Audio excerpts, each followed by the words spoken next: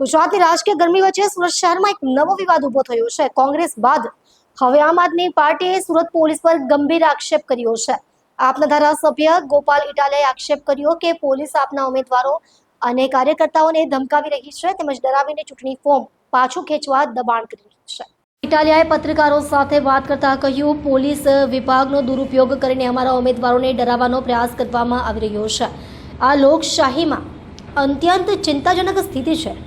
તેમણે એવો પણ દાવો કર્યો કે કેટલાક કાર્યકર્તાઓને પોલીસ સ્ટેશન બોલાવીને ફોર્મ પાછું ખેંચવા માટે માનસિક દબાણ આપવામાં આવી રહ્યું છે।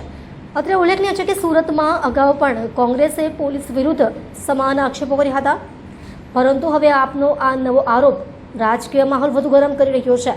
પોલીસ વિભાગે હજુ આ આક્ષેપો પર કોઈ સત્તાવાર પ્રતિક્રિયા આપી નથી। જોકે સૂત્રોએ જણાવ્યું કે પોલીસ કાયદો અને વ્યવસ્થા જાળવવા માટે જ કામ કરી રહી છે અને રાજકીય દબાણની વાતો નિરાધાર છે।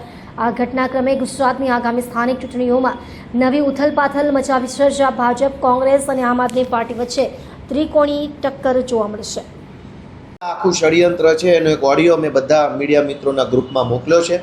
મારી અમારા સૌ આમ આદમી પાર્ટીના કાર્યકર્તાઓને વિનંતી છે કે ભાઈઓ બહેનો, અમારા યુવાનો હાજર બમ રહેજો। લડાઈ ખૂબ લાંબી છે, ખૂબ મોટી લડાઈ છે, કોઈનાથી ડરવાનું નથી। ગમે એવો મોટો તોપ હોય, ધુરંધર હોય, પણ ઈમાનદારીથી સામે પડીશું તો ગમે એવી તોપ હશે તો એ પાણીમાં બેસી જશે ને ઈમાનદારી જીતશે। આવતીકાલે કોઈ પણ સરકારી માણસો કે ભાજપના માણસો કે ગુંડાઓ કે લફંગાઓ કે પોલીસ જો ડરાવવા ધમકાવવાની કોશિશ કરે તો તાત્કાલિક એનો વિડીયો બનાવી ઓડિયો રેકોર્ડ કરીને સોશિયલ મીડિયામાં મૂકી દેવું, જેથી કરીને લોકોને ધ્યાનમાં આવે કે કેવા પ્રકારની તાનાશાહી ગુજરાતમાં થઈ રહી છે।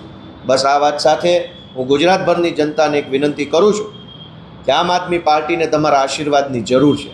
30 વર્ષથી ગુજરાતની સરકારમાં બેસીને તાનાશાહી કરનારા લોકો અમારા જેવા નાના નાના જુવાનિયાઓથી ડરે છે, અમને દબાવવાની કોશિશ કરે છે, પણ જો ગુજરાતની મહાન જનતાના આશીર્વાદ અમારી સાથે હશે, તમારી લાગણી અને તમારો પ્રેમ અમને મળશે તો અમે આ ગુજરાત માટે, આ સુરત માટે, આ અમદાવાદ, રાજકોટ જેવા શહેરો માટે ઘણું સારું કામ કરી શકીશું। ગુજરાતની જનતા અમને આશીર્વાદ આપે એવી પ્રાર્થના।